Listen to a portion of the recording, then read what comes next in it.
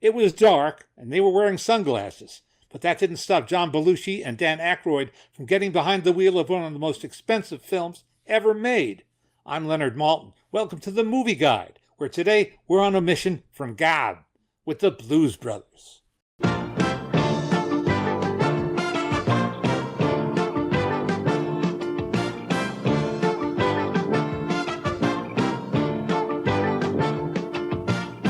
Hey everybody, welcome to the Movie Guide, where we're all very excited here because we're going to be reviewing the Blues Brothers. I'm joined right now by one half of the Movie Guide, Mr. Guy Davis. How you doing, sir? I'm very well, Mr. Dando. And the man, the myth, the legend, he is Leonard Maltin. Leonard, how are you? Well, let me just pull up this old Mobile 88 to the side so that it's not going to interfere with our conversation. Oh yeah, hi, I'm fine.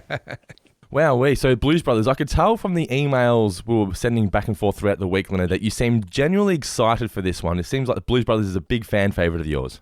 It's not really. It was the... You did a very good imitation of someone quite enthusiastic. But it is now, because I've revisited it. I haven't seen a lick of it in all this time. I mean, since it was new. And I didn't remember being that enthusiastic then. I liked it fine, but I enjoyed it so much more watching it again.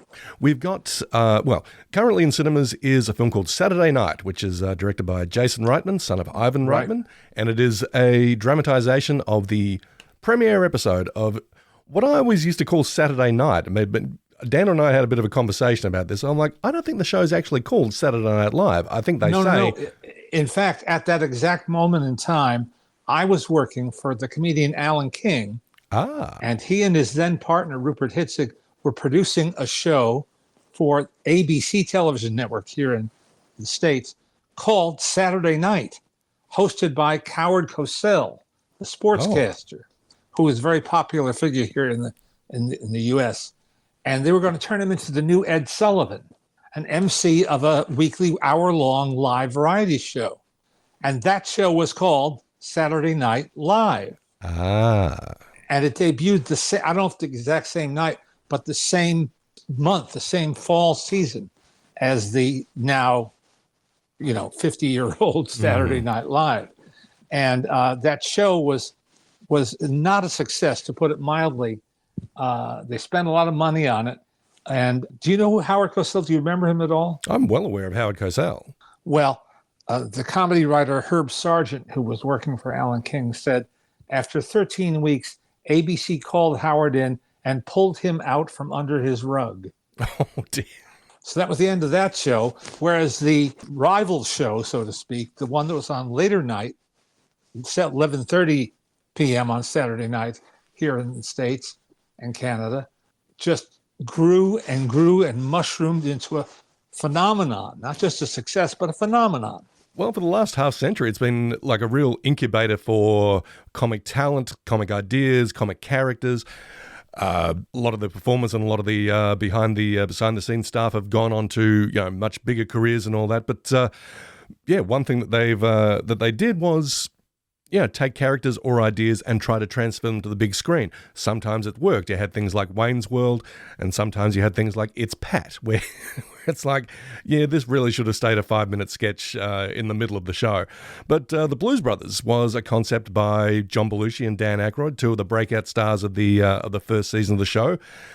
And they took it to the big screen with, shall we say, a pretty successful outcome. They were successful individually. They were also successful as a team, which is why it was so sad and so terrible that Belushi met an early end. He was a guy who literally burned himself out, and what a loss! What a great loss it was for us.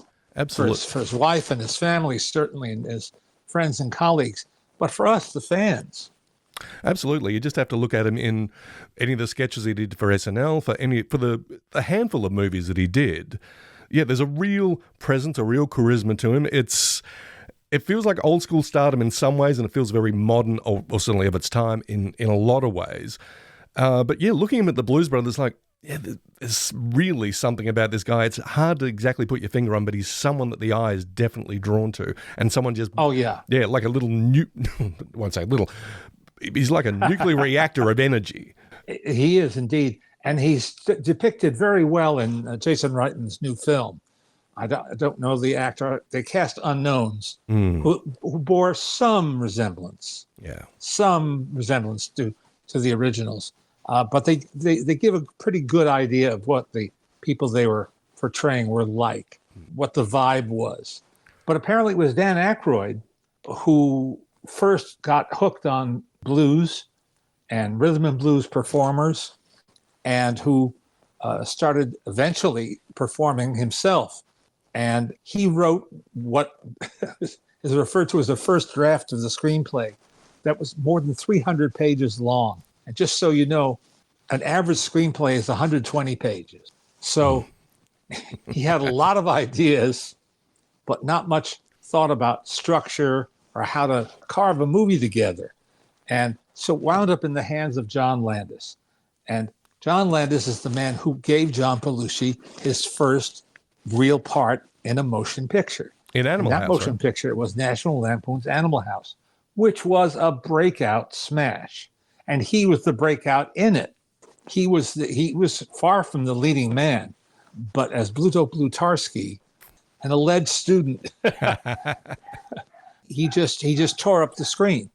And to make that movie, which they shot on a college campus in Oregon, he had to commute back and forth to New York every week to maintain his commitment to the weekly live TV show. So he was burning the candle at both ends, which is something he did on too regular a basis. Yeah. But it paid off for him. Yeah. But after Animal House, I mean, Landis and Belushi and I guess Akroyd, who was not involved in Animal House, but they could basically write their own ticket. Well, that film was a huge cash cow for Universal Pictures. So yes, they had that golden ticket. In many careers, that happens only once. But Landis was on a winning streak for sure. Leonard, do you remember the first time you saw the Blues Brothers? You caught it in a cinema back in the day? I don't have a vivid memory of that guy because the film didn't make that big an impression on me. I was not a fan of the Blues Brothers. I'm a fan of all of the performers who they recruited to be in the film.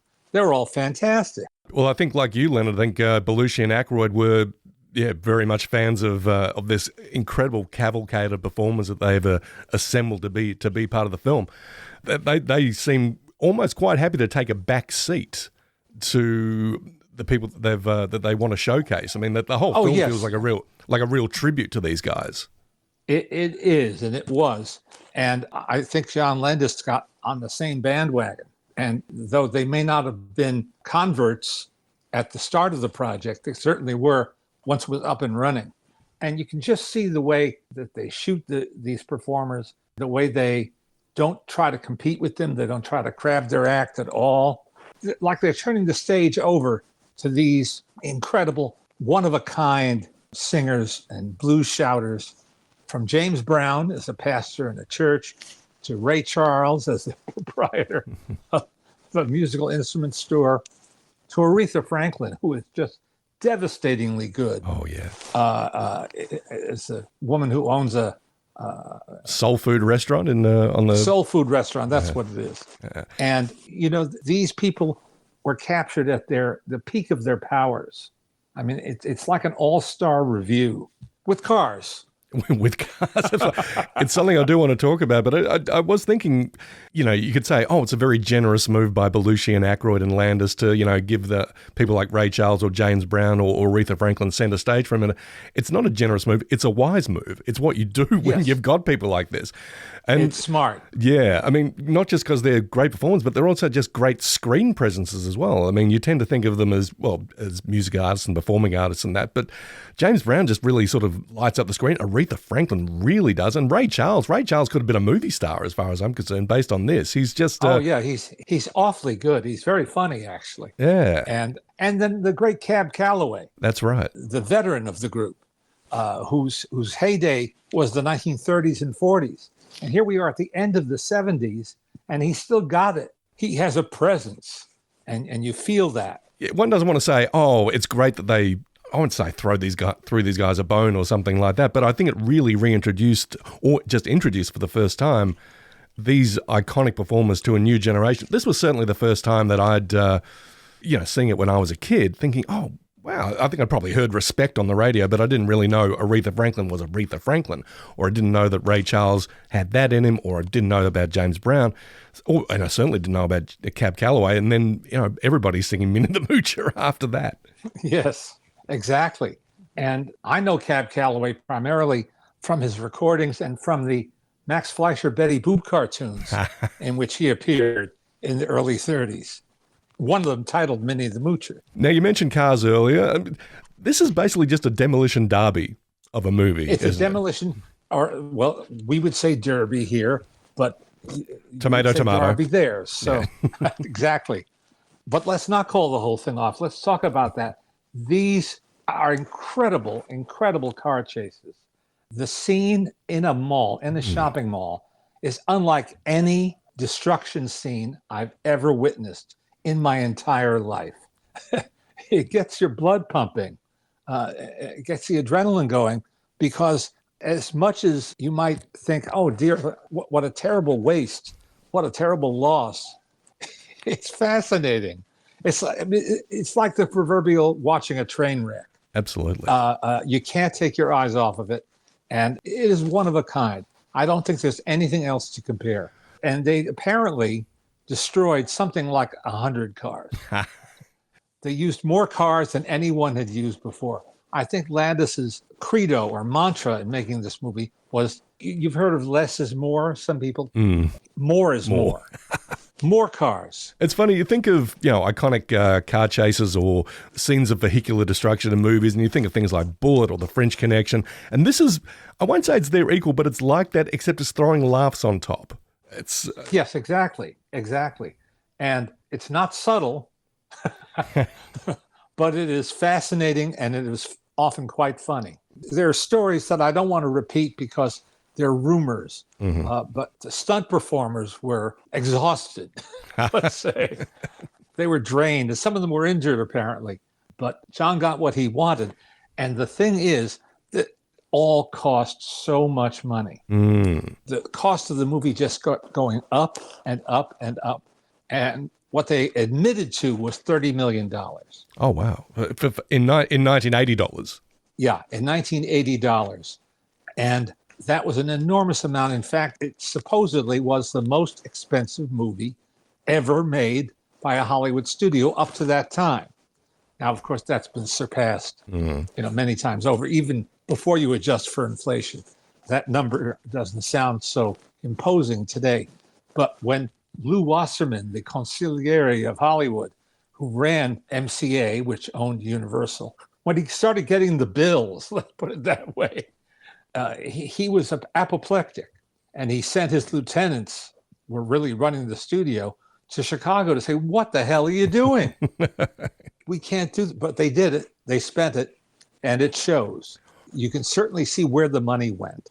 Absolutely. I mean, looking at the car chases in this, it just, comparing this to, say, what we, generally regard as the modern car chase or automobile movie, something like the Fast and the Furious movies or something like that, they seem like they've come from different planets. Even though they've got the same disregard for the laws of physics and all that kind of stuff, this feels real. It feels like you can actually feel the metal crashing into itself. And yeah. There's no styrofoam involved here. Even when they blow up a building and there's rubble afterwards, and some of the actors are covered in rubble, the rubble looks and feels real. It doesn't feel like foam rubber, sculpting. It seems as if they wanted them to actually have to lift something of considerable weight off their torso in order to get up. It's that real. I can understand, though, why the number crunchers and the bean counters and Lou Wasserman at Universal were getting a little worked up about the bills. I mean, given that there doesn't really seem to be much of a plot. I mean, this feels like a very souped-up version of like an Abbott and Costello comedy or a Hope and Crosby road movie. There's really not much to it other than we've got to get the band back together. We've got to get this money to Chicago by this time, and then a bunch of stuff happens. Yes. And of course, they're on a mission from God. And of course, they're on a mission from God. That's the premise. And the premise is set up by one of my favorite, and one of John Landis's favorite character actresses, Kathleen Freeman, a wonderful comedienne who was a great favorite of Jerry Lewis's. She played straight for Jerry many times, and she plays straight here as the nun who raised them in an orphanage, and they refer to as the Penguin. Now, this was the Blues Brothers is a real cult hit in Australia, and I think that's one of the main reasons that a lot of people know it is because in Melbourne, where close to where I'm from, they had a cinema called the Valhalla, and they would play the Blues Brothers every Friday night at 11 p.m. Word got out, and people were starting to show up in black suits and dark sunglasses and singing along with the songs, reciting along with the lines. It became, a very big hit in that regard, and that's how a lot of people in Australia, I think, came to know it. Was it that way in America, do you know? Were there diehard Blues Brothers fans sort of showing up to screenings on the regular? I don't know. I don't have any firsthand knowledge of that or even secondhand knowledge. Mm-hmm. But what I know is that it launched an industry. They had a big hit album, one of three, I think. They did three albums altogether, and they were all bestsellers. That it got Dan Akroyd involved in an enterprise of restaurant clubs or nightclubs called the House of Blues. Yeah. So strong was his identification with the role of Elwood Blues. They performed as an opening act for Steve Martin, who was at the peak of his stand-up career then. They really made an impression. And as I say, I never really got into that because I never got the joke of Jake and Elwood. Yeah. It left me cold or indifferent, perhaps I should say.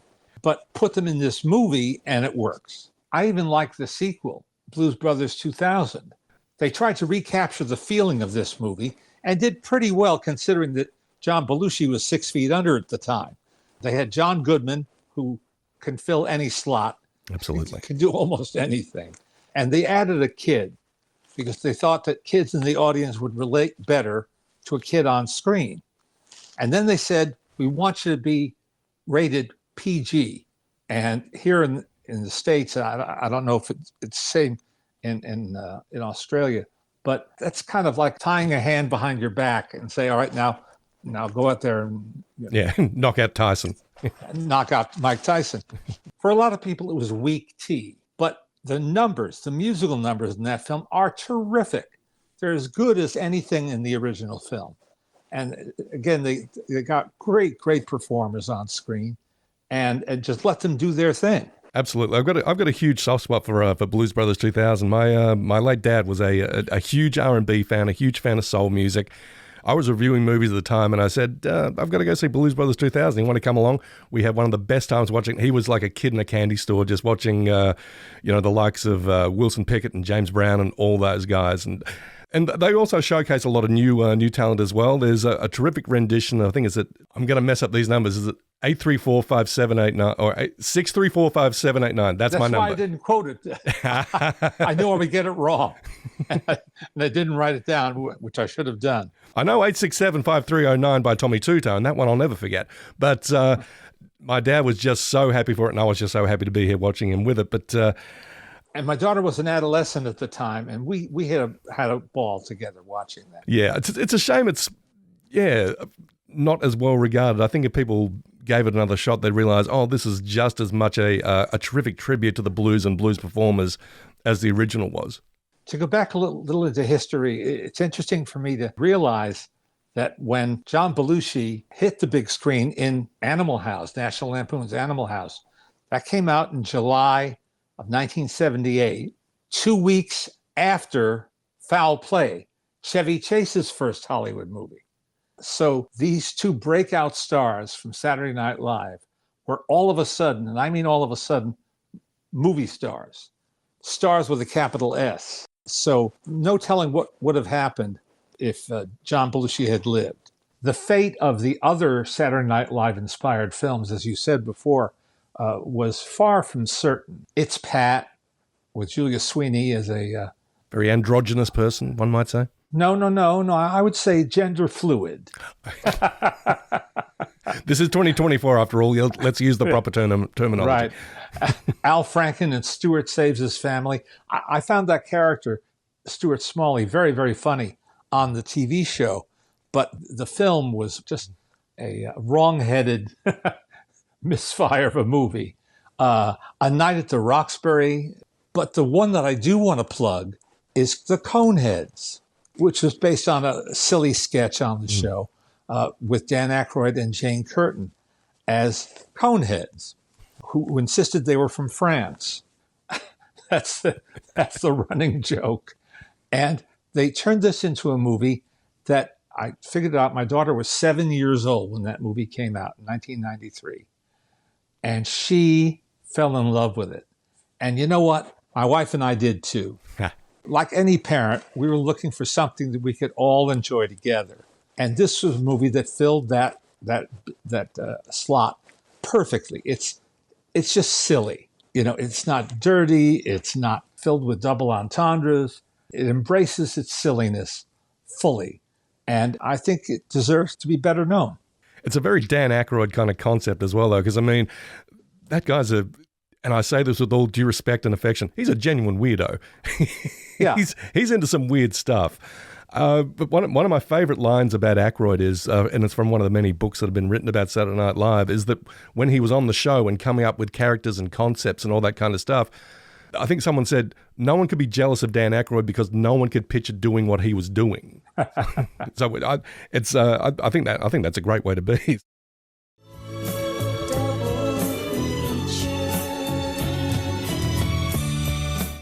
If we're going to do a double feature, and as we tend to do on the show, would you double feature Coneheads with the Blues Brothers? Yes, it's because it's so different. It's so very different in tone and in style and in performance. It wouldn't compete with the Blues Brothers. It would complement it, I think. A nice compliment. That's what we want. Yeah. One thing that I was thinking of pairing it with would be The Big Lebowski, which, when it came out back in '98, I think a lot of people were like, "Really, Coen Brothers? You just came off Fargo. We think you're respectable now. Instead, you're doing this incredible, weird, shaggy dog comedy that doesn't really seem to go anywhere." And in the years since, people have just embraced it. They quote it at any opportunity. The film abides because the dude abides, essentially. And I think the Blues Brothers is kind of the same way. It's taken on. It's got a long tail. It's got a life beyond itself. Not as long as The Big Lebowski. That gets the prize. That gets the grand prize award. It's the living definition of a cult movie. It really is. Yeah, it seems like cult movies are fewer and far between these days. But the Lebowski is definitely one of them.